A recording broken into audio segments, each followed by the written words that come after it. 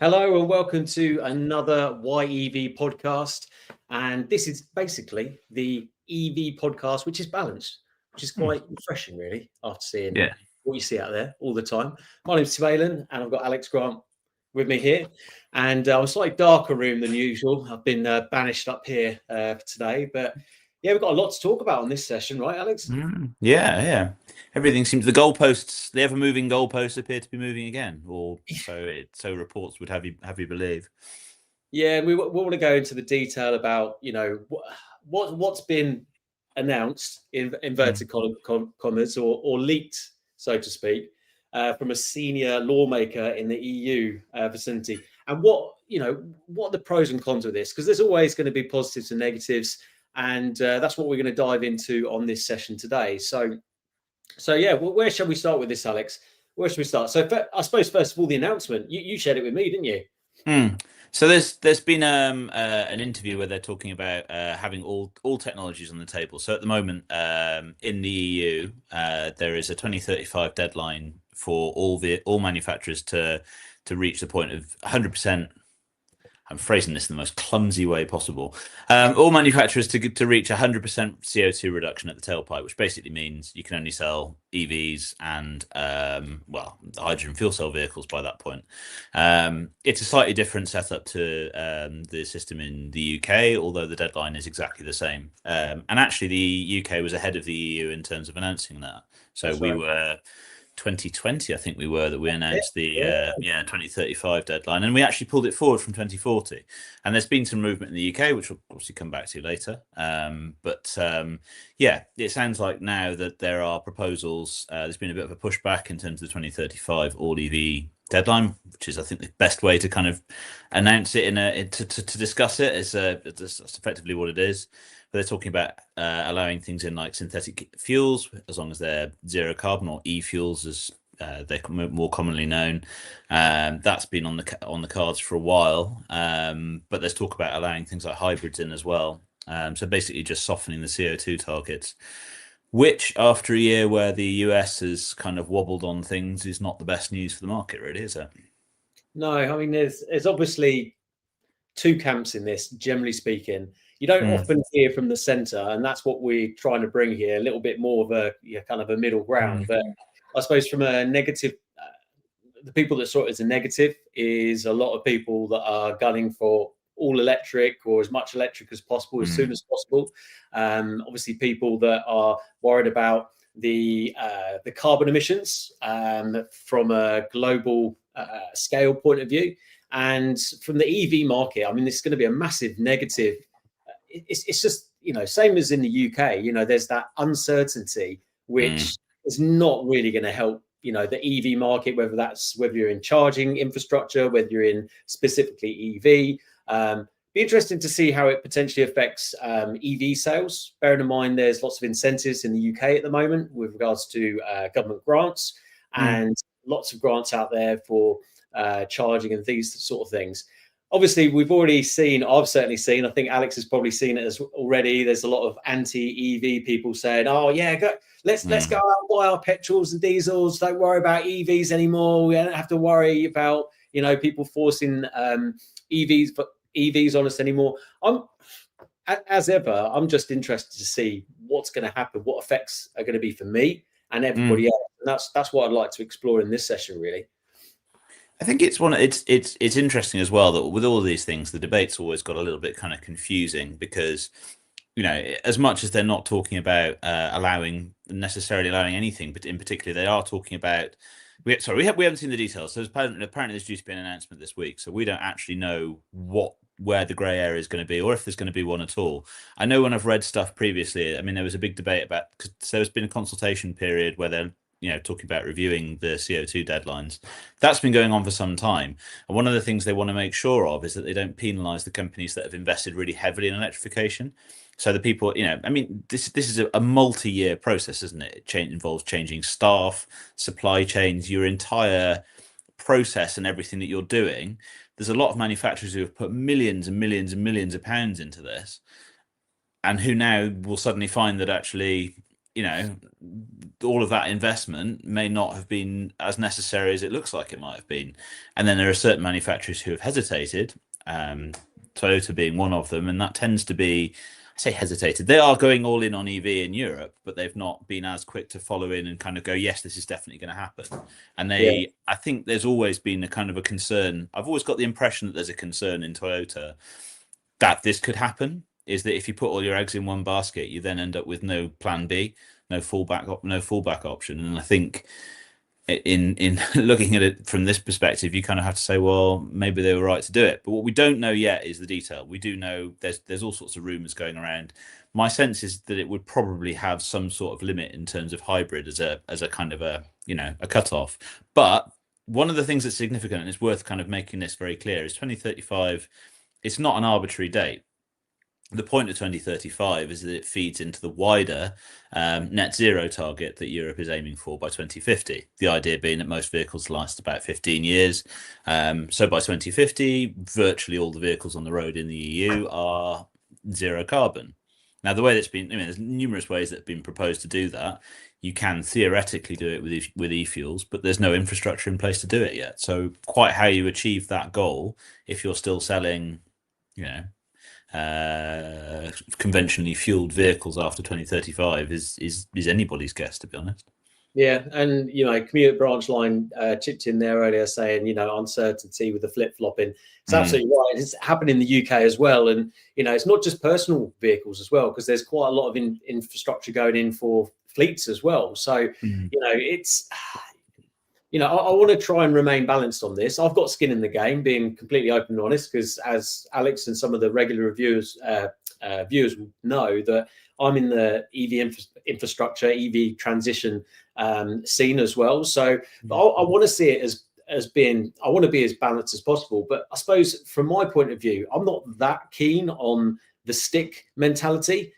So I think realistically, it's all about letting that technology shine. And there's so much negativity around EVs, generally speaking, from people that don't even drive them, which I think a lot of people that are watching this will probably know anyway. Dean's put in, I don't think it matters if the ban has been lifted or whatever is happening. There will be reduction in ICE sales. In turn, the cost of ICE will increase, making the switch to EVs make more sense.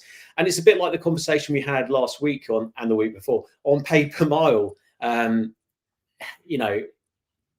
People are out there, cursing the fact that, I bought this EV and this pay per mile's come in, or you've got the anti-EV crowd going, you're gonna have to pay this pay per mile. But you look at the petrol prices, that the freeze is coming off in September. There are all these other things that are going to be coming in, which is going to encourage, again, it could be more stick from a cost point of view, because ultimately, that's the main reason I swapped to electric, was to save money. And I think when people sit down and do the maths and see how much they can save, even with the potential pay per mile coming in, which is also under consultation, not coming in until 2028, it still makes sense. And believe it or not, it does, they do drive better than ICE vehicles. And I'm an I'm a petrol head, kind of. But the more I drive EVs, I just think, I'm not sure about this. But Alex, obviously, you've got your performance petrol car. What does it mean to you? For me, I'll be happy to be as long as there's some infrastructure in place for me to refuel my old car and keep that going. I'm quite happy, but I can't imagine. So I was having this thought recently, because we've actually recently, we're on a temporary EV hiatus. The van went the other week. Long story, but I can't imagine myself buying a daily drive that wasn't at least a good plug-in hybrid, let alone if not fully electric. The only reason I go plug-in hybrid is there's lots of quite affordable, slightly more usable day-to-day plug-in hybrids from if you're looking towards the cheaper end of the market. But actually, these days there's so many good used EVs around that I just kind of couldn't really imagine myself. All I really need, I'm quite comfortable with anything that will do 200, 250 miles to a charge. I could daily that all day long, and I'd drive it up and down and all over the country. I'm not fazed by it at all. I'm used to it. And for me, as you say, I just think they're the better day-to-day car than an ICE vehicle. John Baker, Charge, makes a really, really good point. EV does only make sense really if you've got a home charge or cheap charging at work or free charging. if you don't have a driveway, and we've talked about it before, two-tier charging, it does only make sense financially that way. So yeah, I should have put that caveat in there. Thanks for pulling me up on it, John. Yeah, same. So yeah, does it give the government, whether it's in the UK, well, not so much UK, because that's obviously, I say, not happened yet. Could it happen? We'll talk about that in a second. But the EU, because their transition isn't actually going as well as the UK, although the UK want it to be better than it is. But does it give time for infrastructure to go in and have a slightly a more controlled, a more, I don't know, I think it's probably not a bad thing in that respect from an infrastructure point of view for those really difficult to charge cheaply circumstances, because there's no way that the infrastructure for cheap charging, overnight AC charging, like 7 kilowatt, is right in the UK yet. So on that point, do you think that will happen in the UK? I think it's worth remembering that 2035 is still, it's what, 9 years away. There's an awful lot of change that's going to happen in that time. 9 years ago, get my dates right now. 9 years ago, dear me, dearie me. It's the end of 2016. If you think that cars like, the Hyundai Kona and things hadn't launched, that was a really big step change forward, wasn't it? And the only real long range vehicle you could buy at that point was Tesla Model S. Yeah. If you think about how much the market has changed in the 9 years, and okay, we're not on the same level of upward curve, but some of the other kind of infrastructure related issues are starting to get solved over time. We're getting standards put in place for things like contactless payment and uptime, and kind of having standards for roaming between networks and kind of accessing and depending on the charging infrastructure. And those are going to spur investments in making sure that the things that enable people to go electric in a way that's easier will all kind of follow, and all of that helps as well, and so that adds to that kind of, it makes it more viable for people regardless of the government policy on it. So yeah, I think when I think about that many years ahead, being a bit of a Tesla bod, and now Kevin's bought and ordered a Tesla, if people didn't know, who's normally on the channel as well. Normally there's 3 of us, by the way. Is the fact that actually, what about full self-driving? You look in US, you look in China, you look at the progress that's being made there. In 9 years' time, forget about the ICE, the ICE new sale car ban. What about actually, it's going to be, driving as a service. It's going to be an Uber, press a button, that car's going to pull up and you're going to drive off. In my opinion, I think in 9 years' time, 10 years' time, I think we're going to be well on the way with that. Alex, you're smirking. What do you reckon? I think I'll be older and a lot grayer before that becomes the norm. You'll get it in limited environments, but you're not going to be. I don't think in 10 years' time that you'll be able to buy a car that will do all of your driving for you. I think you'll have a car that will have conditional autonomy. I think we'll get a step higher, but I don't think that we'll get much higher than. We won't reach the full kind of robo-taxi stage, I don't think, by that point. Certainly not in terms of the same as it is now when you order a human-driven taxi. I think it will be in pockets, like it is in certain places in the US at the moment. I don't know so much about the detail on China, but you think that in cities, if you've got no access to cheap charging, and it's actually works out cheaper to use that kind of service, maybe just go down to 1 car if you've got 2. I see that as being a massive, I think that would be a big change, and I think there's a lot of people in the industry that think that too. But saying that, you see all the stuff about AI recently, about the amount of power it's going to take, the amount of water. Will that actually happen? I saw a report recently saying that actually AI is it actually possible with what we've got in terms of power? It's going to take a hell of a lot. So it'll be interesting. Oh, it was the cost. The cost was like trillions.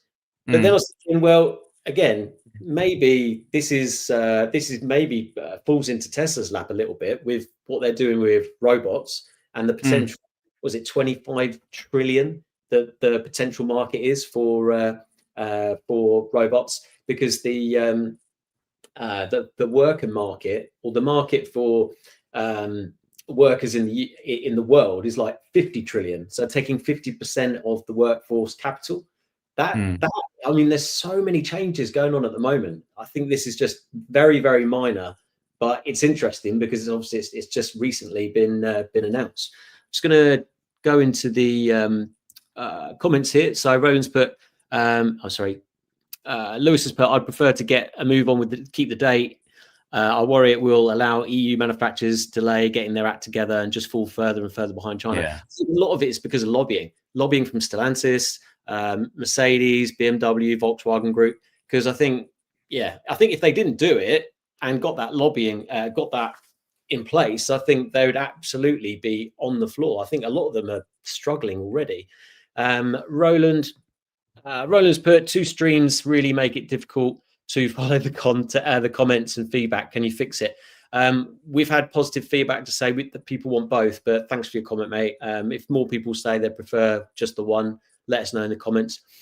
Dean's put, if the government can cut the red tape on the pavement turbocharged type installation, that should massively help the transition to EV, especially if he's able to do 400 miles as discussed last week. And I think, on that point, I think there needs to be a lot more sharing and using these apps like Connected Curb. I think Drip, Tap, that's another one where, again, you can sell kilowatt hours from your chargers. I think if we can get more of this, so your neighbor who or someone down the road who hasn't got access to cheap charging, you can make a little bit and they can get much cheaper charging. I think a lot more of that needs to be rolled out. That should be promoted a bit more.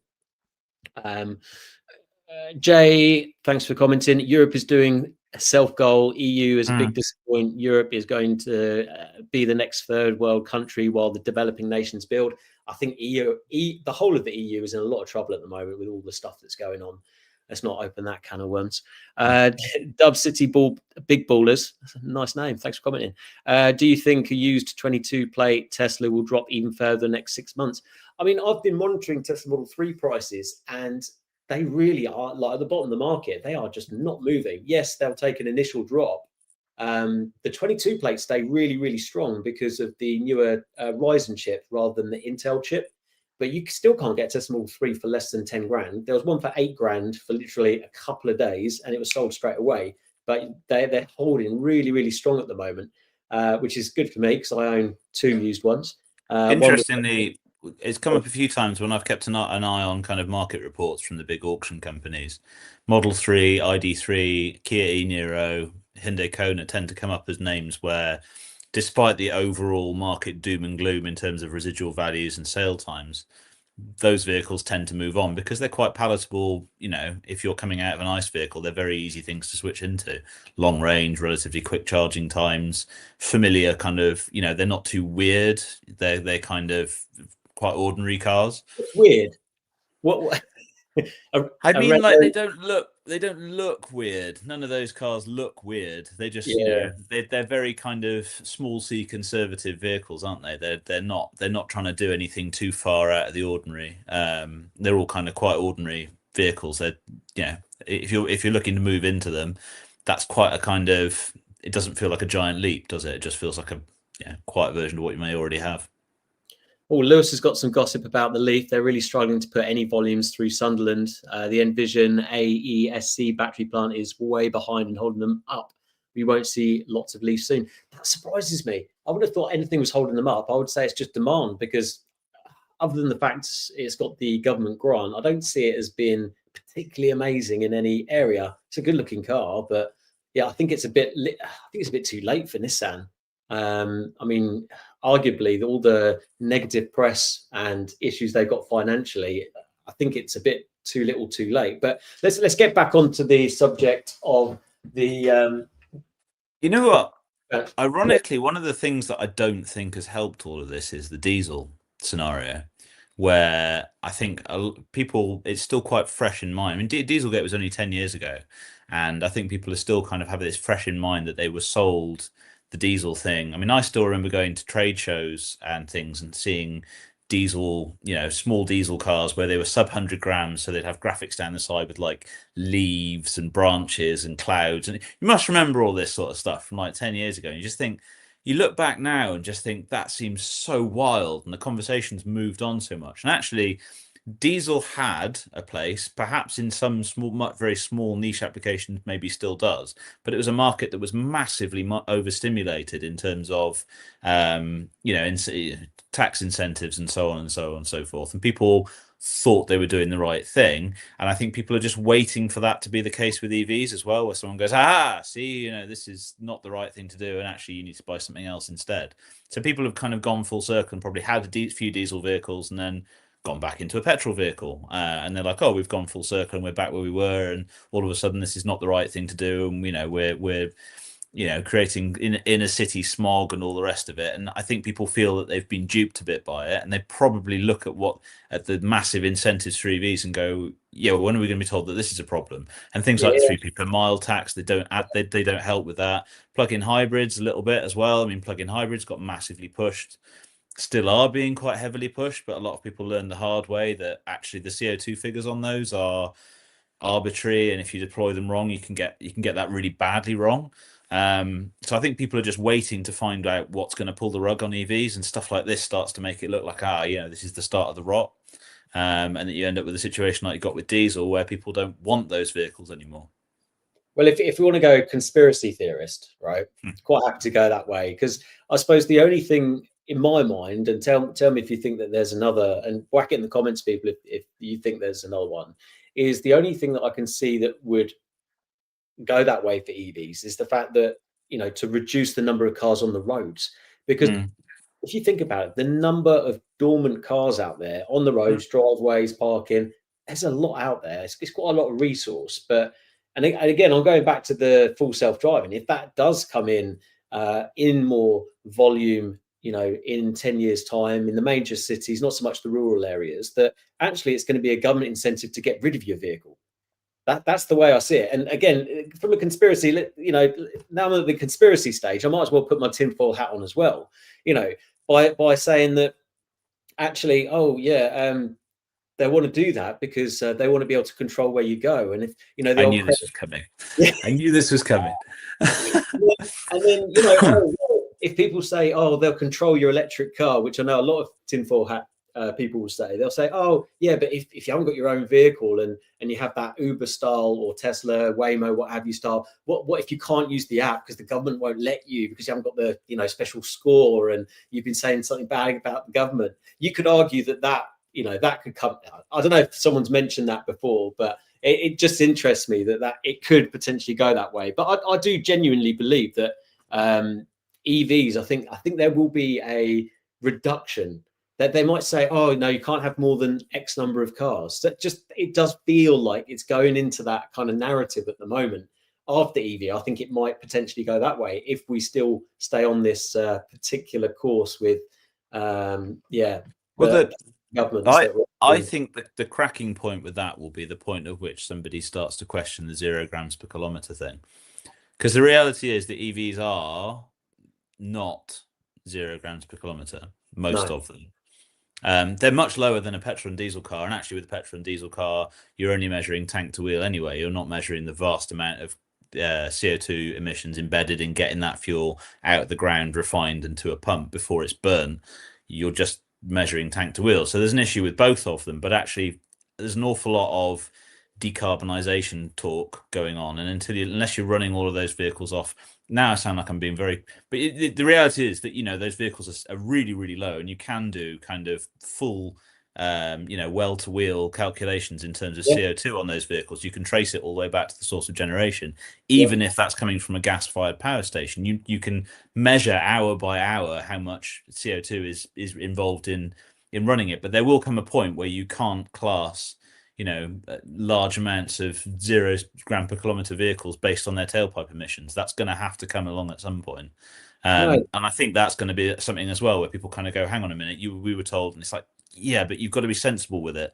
On the one hand, yes, it's much lower, and there are faults with the way we do it with petrol and diesel cars, but petrol and diesel cars have never been sold as 0 emission because, well, they can't be, but there's a language issue I think involved with it, and that's going to be problematic at some point. Well, this is the way it's going because you see, I think there was a couple of posts out there recently about seeing some meat or seeing some sort of produce where it had a carbon amount on it You know, and again, this is going into the realm of you could argue conspiracy, maybe a bit of tinfoil hat, the fact that actually you're going to have a CO2 allowance, you know, only allowed to eat a certain amount of meat a day and all the rest of it. But yeah, in the work that we do for fleets to understand their CO2 reduction, we look at well-to-wheel for ICE and also understanding the CO2 value for the production of the batteries and so on and so forth. I've always bought used EVs because I like my used vehicles, and obviously if people didn't know, I'm making an electric TVR with used batteries, a used motor, you know, repurpose, recycle. I really like that idea, but obviously the labor involved in that is pretty heavy.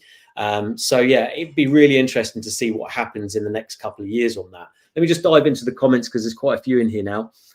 Eat Me has put, cars used to mean freedom, now they mean enslavement. I kind of do agree with you there. I remember my first drive in my VW Polo, you know, whacking Helter Skelter tape pack. I think it was DJ Hype, something like that. And yeah, freedom. But yeah, you're right. It doesn't really feel like that anymore. There's so much now in terms of costs.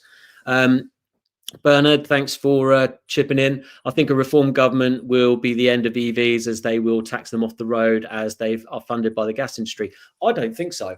I mean, this is my opinion. It'd be interesting to hear Alex's. So I think from what Nigel Farage has said in recent speeches that he's going to try and lower the cost of electric. Now, if he scraps all the net zero stuff, scraps all the incentives, that cost of electricity is key for improving and rolling out electric vehicles, not only on personal, but for fleet. That is the big negative at the moment for a lot of fleets, is the cost of electric. If you can get that cost down to less than 20 pence per kilowatt hour for putting into your electric HGVs, vans, it's a no-brainer. The total cost of ownership, the TCO works so well. So yeah, I mean, proof's in the pudding. That's my opinion. Alex, what do you think?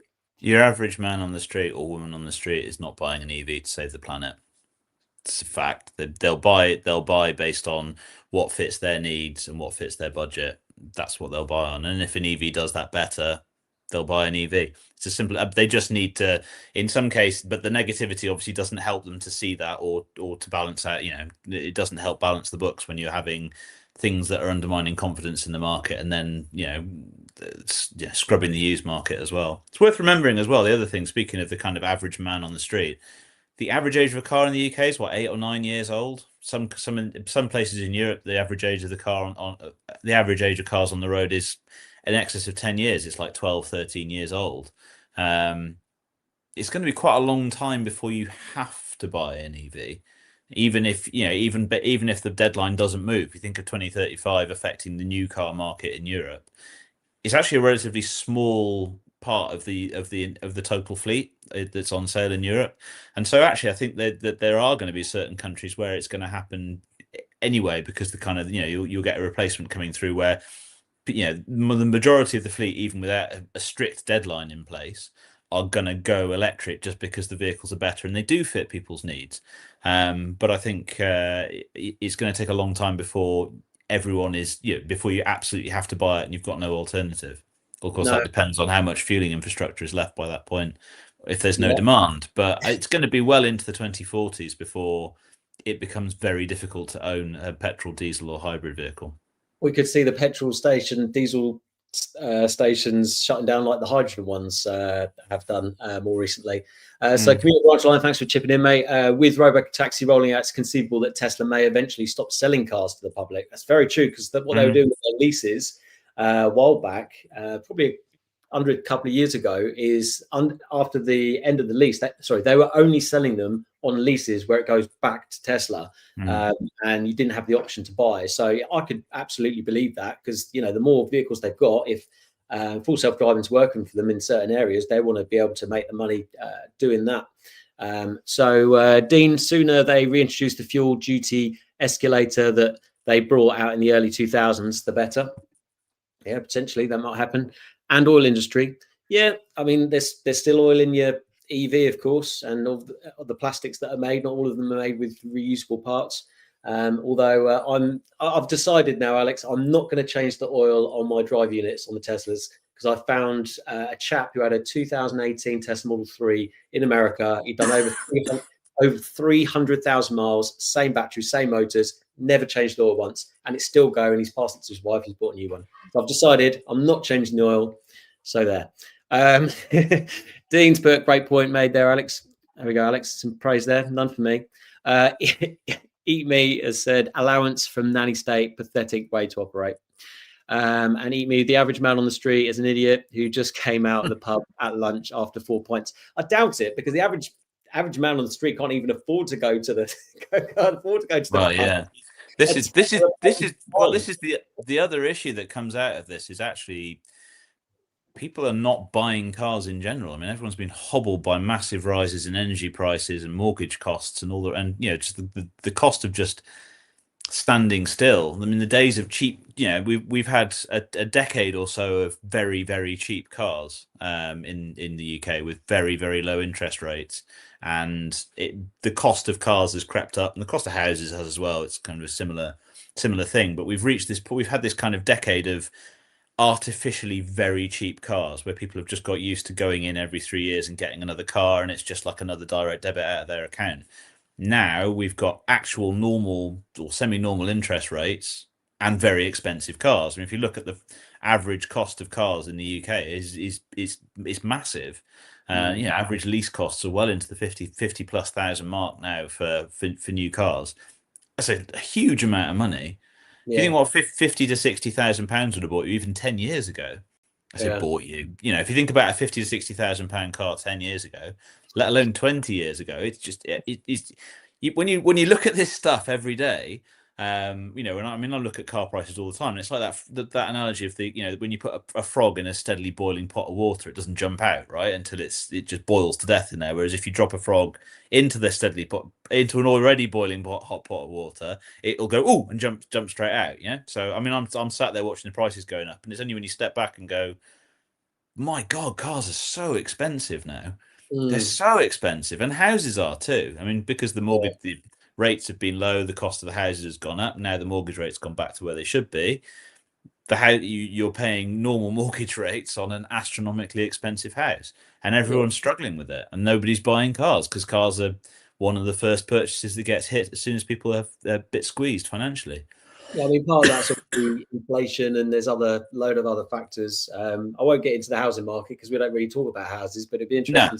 It's linked, isn't it? Yeah. Yeah, that tax in for houses over 500,000. I think there'll be lots of empty large houses. Let's not talk about that one, but that's another can of worms. But yeah, I mean, I was interested because I saw a bubble. I was watching Man versus Baby, which is the new Rowan Atkinson movie. And he had a little micro, the original bubble micro. And that's what I learned to drive in, back in 98 or whatever it was. And I was thinking, that'd be cool just to have a little run around like that. Couldn't find the bubble one. I found loads of the Renault ones, which look ugly as hell. You get them for like 200-300 quid, So, I mean, I think there's still some really good deals on used, whether it's, electric for sure. There's some really good deals. If you compare it to like a petrol auto, still some amazing deals out there, value for money. But I was talking to my friend who works for a BMW dealer, mini BMW, and he's saying the interest rates on used cars is like 13% APR. I mean, he said, the finance pen is like really, really low. I'm not surprised. No one's going to look at interest rate, especially where they come from. It's ridiculous. But no wonder people are looking at leases and looking at used car deals. It's just bananas. Lewis has just been. I was just driving around showing her kids other houses Christmas lights. I found out a very interesting fact. Every house with a driveway in Tynemouth has an Audi Q4 coupe. I never see coupe Q4s. That's interesting. There's a handful around. It's interesting. One of the things talking about used. I don't know if you see. There's a big association called the British Vehicle Rental and Leasing Association. They put out quarterly and annual reports. So they did a big survey of their members recently, and there's a huge focus on the used market and not trying to avoid basically having higher monthly rentals at the front end.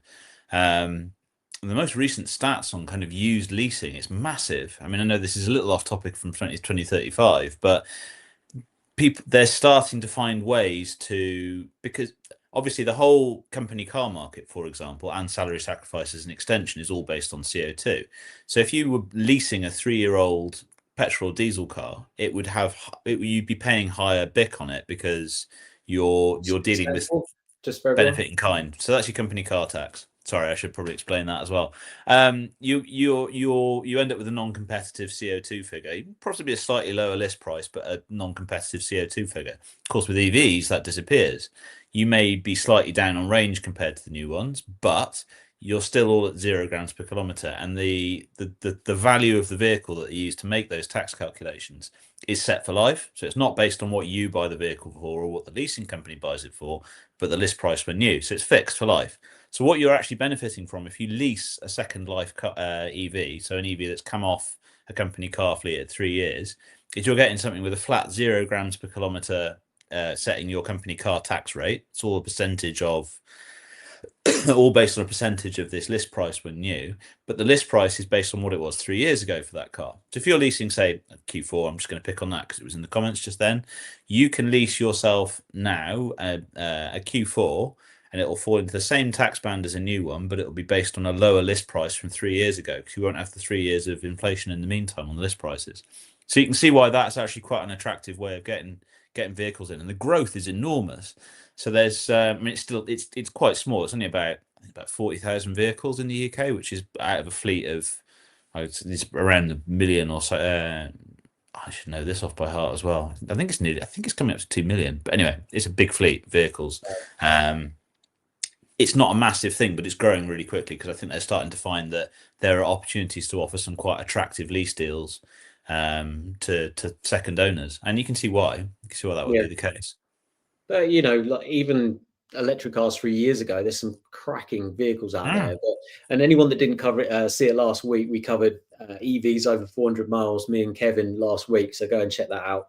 But yeah, it's an interesting one, isn't it, in terms of where the best value lies, and that's what I always try and seek is like where is the best value, whether it comes from electric and used to when we used to have petrol cars as well. And I thought the best value would be me buying from auction, and had all the trials and tribulations of buying that 219,000 mile Tesla Model 3, which, funnily enough, has just driven to Bath and back. Absolutely no issues. So yeah, I think the longevity of these EVs is just proven now. And I think anyone that says anything negative about, there's always going to be crap EVs out there, just like there's crap ICE cars. But as a rule of thumb, the EVs are really good vehicles. And I think it's a shame that there's all this flopping about in terms of fixing a particular ban. Like I said before, I don't particularly agree with the stick method. I think that the technology should shine, and I think now we've got the infrastructure in the main, other than the people that don't have the home charging, which still needs sorting out. I think it should just keep coming, just keep trickling along. Do you think it'll have a negative effect in EU? That do you think fleets and personal vehicles, or do you think it will just but might be a little stall and it will just carry on as normal? Well, the tax rules are largely based on CO2 all across Europe anyway. I mean, the big challenge, I guess, in fleet is vans. And that's where I guess the stick approach is not so good, because if you end up saying that you can't buy a new EV, as long as van fleets can still run diesel vehicles, if there's no electric van that fits their needs, they'll just run older diesel vehicles, which is kind of an own goal if you think about it. You do have that less efficient, not up with the latest standards in terms of emissions and so on. And I think there is a risk of doing that if you're not slightly pragmatic. So I can see the argument from that state in that, but I think again in the UK, if you look at where all the growth is, fleets again, generally speaking, are kind of looking at it and going, with cars, they're getting massive tax incentives to go for them, and so they're just going for them because it's a no-brainer. It's funny. I would imagine that if you suddenly say to a company car driver who may be a bit hesitant about going electric, it's like, well, you can either have this petrol or diesel car, or you can have 90% cheaper tax per month, but you've got to have an EV. They go, actually, yeah, sod it. I'll take the hit and I'll go for an EV. But then again, it all depends on charging and cheap. Being able to charge it cheap. It always comes back to that. So it'd be interesting to see if Europe or the UK, if there's some sort of new technology, or, I know that we've mentioned turbocharge, which I think is another extra, maybe 10% of the market based on the figures that I've seen. But there still needs to be something that helps that. But yeah, bringing down public charging costs will help with that as well. Yeah, But the public charging costs are a massive part of that cost base we've talked about. I don't think it's not. I mean, we've spoken about it before, but I don't think public charging costs are going to change unless the only change I don't either. That would potentially help it is if they change the VAT amount. But I don't think that's going to happen either, because the government need as much money as they can get at the moment already. And let's not go into what they're using it on. But yeah, I mean, in terms of the actual what's happening with fleets, there has been a stall with vans, and I think that is because a large majority of vans go home. And who's going to actually have their van on their driveway if they've got a driveway and have a charger? Will the company want to give them a charger? Yeah, some do, some don't. But this is really interesting because next week we've got Jamie Sands, who works for Welch's Group, and he's going to be talking us through what's happening with electric HGV. I've got some experience in that as well. And there's actually, believe it or not, some serious progress going on with electric HGV, which is great to hear, because, you know, being behind the smelly, dirty truck, no one likes that, let's be honest. But if they can make the TCO work, which it does look like they can if they can get the price of electric cheap. But yeah, tune in next week for that, because that's going to be really, really insightful, I think, for a lot of people, because you don't really see them on the road at the moment. However, the OEMs that I've been speaking to, they've got demos booked out all of next year, which is great. Still twice the price of diesel trucks, but then the hydrogen ones are twice the price of electric ones. And then where do you get the hydrogen from? So, but we've spoken about hydrogen before, haven't we, Alex? I think we share different views on hydrogen. Me and Alex. But yeah, Commuter Branch Lines just put in Tesla still offering 0% and 3K deposit on the Model 3. I've got a referral code in Chargeheads UK if you check out the latest videos, not the lives, if people want to save money, which Kev did actually. And yeah, so he's ordered his long range Tesla Model 3. And just to clarify, and I think this is interesting to point out, how many electric cars do you think Kevin's driven now? It's got to be 50, isn't it? It's got a lot, yeah. Yeah, a lot. And he didn't really like Teslas, did he? Yeah, no, I wasn't overly swayed on it. And then he drove one, and now he's just bought one. So, Alex, when are you driving one? Oh, I've driven them. And that won't be a very balanced podcast if we've all got Teslas, will it, Alex? No. But yeah, I mean, I can see why. I mean, it is. I always feel this comes across as being derogatory. The Model 3 is a Mondeo of the 2020s, and there's nothing wrong with that. Mondeo fitted a lot of needs for a lot of people. It was efficient, it was reliable, it did the long distance thing really well for an awful lot of people. There's nothing wrong with it being like a Mondeo, but it is, yeah. It's a very fast Mondeo with lots of tech. But yeah, I get what you're saying. Do you know what you say about that? Do you know what I saw the other day? I saw Mondeo ST. ST220? Yes, yeah, ST220, yeah. There we go. Making a lot of noise. Big oval tailpipes on the back, yeah. I haven't seen one of those for years. No, they didn't sell many, I don't think. No, I don't think so, no. Dean's just put in the chat, what about mandating that if a workplace has 50 plus employees with 50 plus parking space in the car park, then you must provide 25% of these spaces with EV charging facilities? Who's going to pay for it, though? Because that is a shed load of money. I mean, that, an AC charger, even if you're buying in bulk, you're talking 500-600 quid, plus all the cabling, plus extra power, plus the groundworks. I mean, you're talking, that's a lot of money. You're talking like 50 grand minimum. Who's paying for that? And there's already rules in place as well in terms of we are moving in that direction. There are rules in place for redevelopment and new development in terms of how many you have to have preparation for a certain number of charging points, which being exhausted, I can't remember off the top of my head, but it's a few. So you've got to have a certain number of bays that are designated, and then a certain provision for a certain other number of bays in future. So you have to put some of the groundwork in if you're redeveloping or building from scratch. But yeah, there's nothing like that in place. And you're right, it is a big investment. I mean, there are actually incentives and grants for EV charging, but I think they've just finished.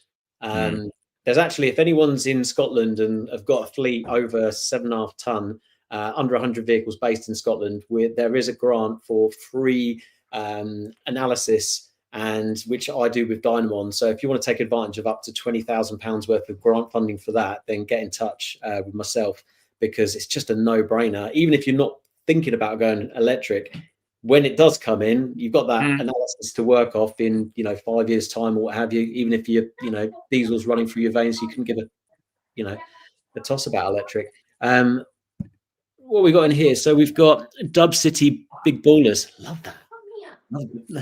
That's a great name. Looking for a 2022 plate Model 3 performance to buy in June 2026. Would you recommend PCP to protect against depreciation, or just buy it cash? Now, I've got a 22 plate Model 3 performance with a lot of miles on it.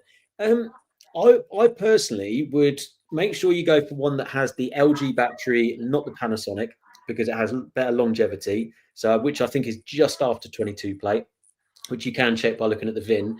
And I would go for a high mileage one. I'd go for like a 80,000 mile plus, and just buy it with cash, or buy it with bank loan, because once it's taken that depreciation of like over a certain mileage, I don't think you'll have an issue.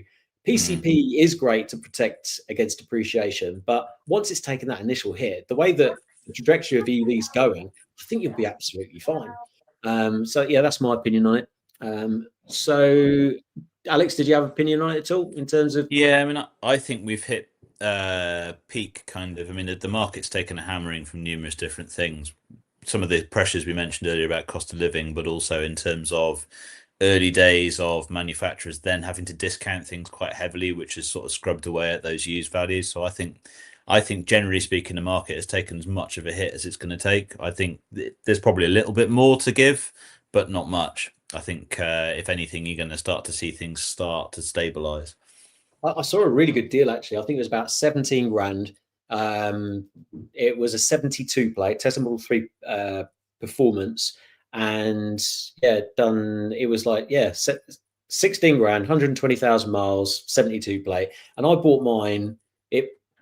I think it owes me about 12 minus any money that I got from the YouTube channel from the videos that I've done. Because I think the video that I first had done, it's done like 108,000 views now. So yeah, I mean, it's still the cheapest one out there, but obviously it's got a hell of a lot of miles and quite a chunk of depreciation, but degradation. But I think it's had the battery degradation because I don't think they looked after the battery, and it's the Panasonic battery, which isn't as good as the LG one. But if ours has done 229,000 miles now, then I think you'll be fine buying one with 100,000 miles personally. Kevin has seen the light and bought a Model 3. Yes. One with the new indicator stalk and the extra range, which is obviously the one to go for. The problem with Tesla is they still have nothing to offer if you want a small EV. Absolutely. Yeah, I agree. Seeing Renault 5 EVs, and I need to drive one because they look amazing. Yeah, I need to drive one as well. They look so good as well. I need to. Even my next door neighbor, who normally has supercars outside his house, had one outside his house, which is strange. I have to ask him about that. So our work has 40 to 50, whatever the limits of the old grant was. Whatever the limit for the old grant was. Yeah, I think it was quite a strong grant, actually. I think it was like 75% or something like that. I forget, because I wasn't in infrastructure when that grant came out. It's good to hear. Be interested to know what they use. 40 is the limit. If it's the workplace charging scheme, it's 40. Oh, sorry, I misread that. Did you say they've already got them in there? It'd be interesting to know a bit more detail about whether they charge you or whether it's free, what have you. The French have a law that if you want to build a car park, you must build a solar canopy and provide EV chargers. That just makes sense, though, doesn't it? It's just dead space otherwise. Eat me's back. Too much government interference is the big problem, as well as giving rich people grant to buy cars. Yeah, I mean, we've spoken about it before. I think that money could go towards, like cheaper rates on loans for used EVs. I mean, there's so many good used EVs out there. I've taken advantage of a grant when it first came out, and being completely open and honest, the market was good. It was the EV bubble. As soon as I got the car, I'd already bought the Tesla because there was a delay on my Skoda Enyaq. I sold it straight away for a profit. So you're absolutely right. I think it's the wrong thing. The interesting thing as well is obviously salary sacrifice gets touted as this kind of way that it's a lot of people are getting into EVs through that, and it's kind of it's very much weighted towards 40% taxpayers and higher, and you can see that in terms of the figures, in terms of who's getting them. now that we're starting to get this influx of vehicles, like as low as small as things like Dacia Spring, but then size like you've got EC3 and EC3 Aircross and Renault 5 and Renault 4. Now you're starting to get those vehicles in the sub £30,000 mark with the lower monthly rentals and so on. The limits for salary sacrifice is you can't. So the way that it works is you give away some of your gross salary for the vehicle, and you get low tax rates then on that on the vehicle instead of on the amount of income that you give up. But you are limited by your salary. So if you're a relatively low income earner, your amount that you contribute towards the car can't take you under the minimum wage. So the more cheap EVs you get, the more opportunities you have for kind of lower income earners to take advantage of those schemes. So even your lower income earner probably can't get into a Model Y because that would take them under the minimum wage, and therefore they wouldn't be eligible for the scheme. So as much as you can offer it to all your employees, the more cheap EVs that you have around to choose from, the more people can take advantage of those schemes. And I think also you'll find that cars like the Renault 5 will be very palatable second-hand cars because they're a small vehicle. They're not, they're kind of a well-known, they're a known brand, they're a known quantity. And I think that's where you'll start to see some of the average market values evening out. I've been just based on Eat Me comment. I was interested. I was just thinking just then. I mean, it'd be interesting to know, like the Ford Puma E, what the actual monthly payment is on that, and what level of deposit you need to put in. Because I do agree that government grants that can only benefit people that are more wealthy is the wrong thing. But then again, if it's a very low deposit to put in and the monthly payments that not that high, then everybody can take advantage of that. Unless they haven't got the spare cash per month. But generally speaking, that's how everybody buys their cars, whether they're wealthy or not. No one's got, generally speaking, £5,000 lying around, not even £3,000 these days, I would argue, with what's going on in the market. Charlie, you're absolutely right. 80,000 isn't high mileage for an EV. But for people that haven't bought an EV before, they might not know that. But again, it depends on the EV. But yeah, for people who don't know, run 2 Tesla Model 3s, one a 69 plate, that's done 137,000 miles, and the 22 plate I've got, the Model 3 Performance, that's done 229,000 miles. Still going, still fine, and yeah, using them every day. 25p per kilowatt hour, which I think is perfect, cheap for people to have the convenience to go EV, not free, so that people with home charging hog it because it's free.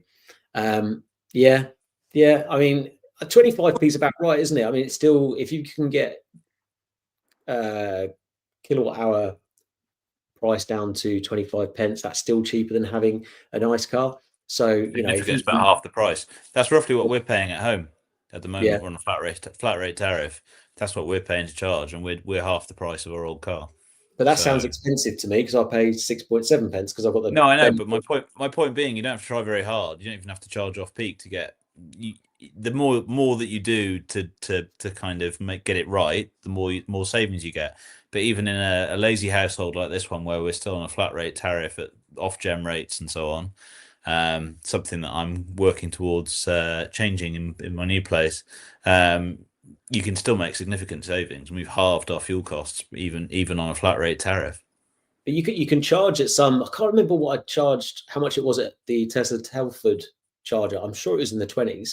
And then in France, I mean, if anyone watches the video, I went to France and back, it's like 18 pence per kilowatt hour at a Tesla charger there. So, but yeah, I mean, it all depends, I think, on your living situation, where you live close to potentially a Tesla charger. If you haven't got a Tesla, it's like 10 pence per kilowatt hour more, isn't it? Or you pay that £10 a month for the premium, and then you can take advantage of that way. It's just understanding it and understanding where you can see value. And it might be the case that you can't see the value and the EV isn't right for you, and that's fine. But if there are sticks which are going to harm like hurt you in your wallet for that, then that's not right, is it? It's not fair.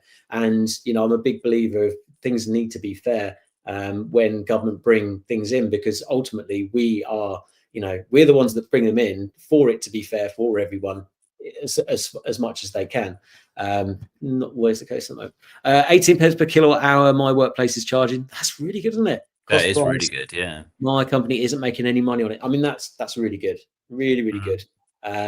Yeah, it'd be interesting to see if anyone else has got any experience of what their company is charging them. Really interested to see that. By the way, while we've got a few people in, we have got, at the end of the year, we have a big fat EV quiz. Although we are balanced, We might even chuck an ice question in there as well. But we normally have a big, fat, juicy quiz on EVs. So anyone that is into it will have that. And that will be the last Sunday of the year. So, yeah, I'm looking forward to seeing what the questions are going to be on that.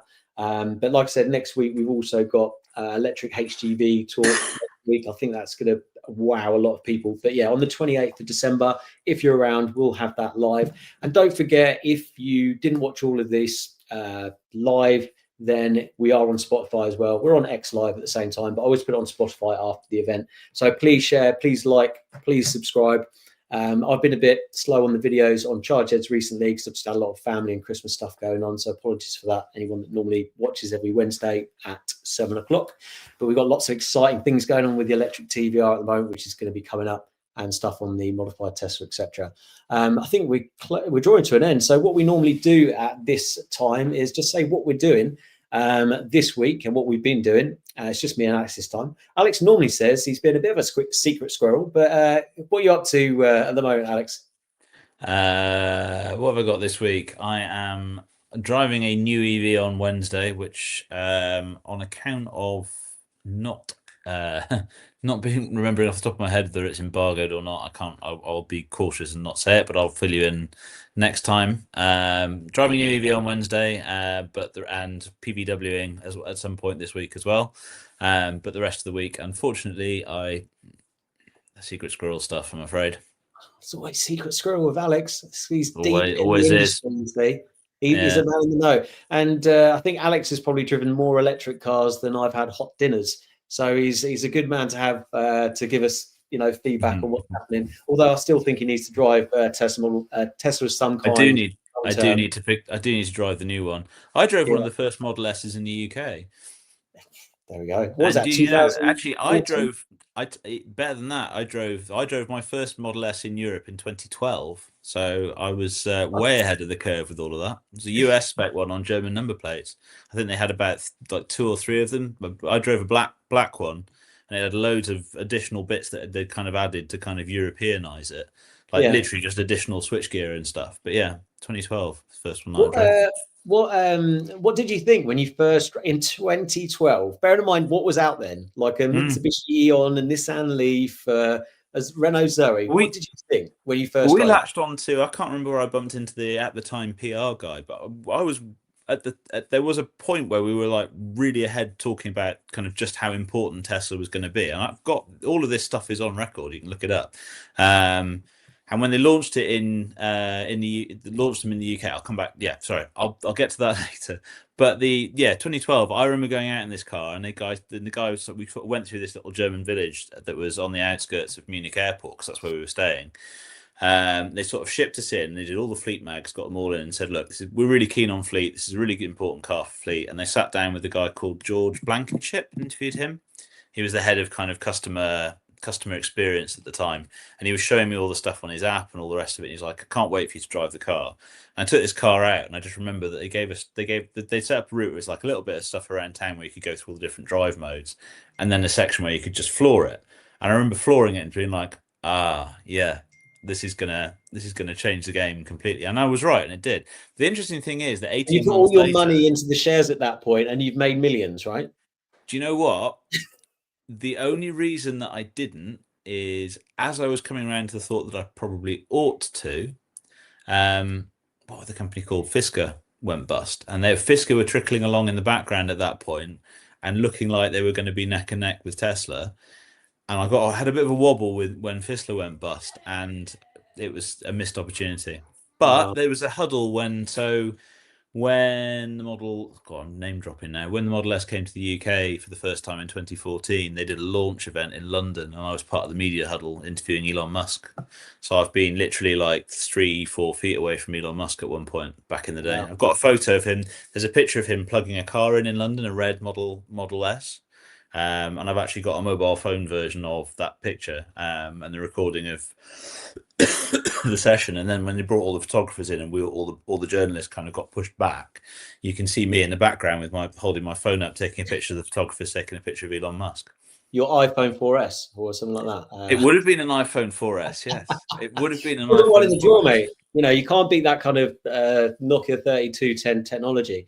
The TVR will not be badged as the EVR, but I was really upset because I was listening to Johnny Smith on the Smith and Sniff podcast, and they're talking about TVR bringing out an electric vehicle, and they said that was a stupid idea. And then he said he would like to do it in his Jeremy Clarkson voice, stupid. And I was quite hurt, but there we go. The Renault Fluence, I didn't buy the Renault Fluence because I didn't realize it had an inverter issue. And to buy an inverter, basically, there's, for people who weren't watching it last week, there's a Renault Fluence in Luton for £1,000. The inverter's broken. I thought that'd be a great video. I drive to Luton to find the cheapest electric car. I mean, that's great in itself. But I haven't found anyone to fix the inverter, but it's still on the potential cards. Although I've probably said that a bit loud, so my missus is probably going to be a battering later. It is the second worst EV I've ever driven. Wouldn't it be so cool just to modify the hell out of it and turn it into like a max power, take the piss, like a I've seen one. Because, you know, it's basically a Megane saloon. I've seen one with the Renault Sport front end on it. Sorry. Shame about the shares, Alex. If wishes were fishes, we'd all cast nets in the sea. Yeah, I definitely went in at the wrong time, but there we go. Yeah, in terms of what I'm doing, yeah, just prepping for last week of work, finishing hard, and yeah, Christmas dues and that sort of thing, and preparing for the EV quiz at the end of the year with Alex and the Kev. So looking forward to that. But yeah, everyone, for next week, electric HGVs. Thanks everyone for commenting. Really good podcast, and don't forget to like, subscribe, and share it out there for everyone else, for all the balanced EV podcast for everyone to listen to. Thanks for chipping in, everyone, and we'll see you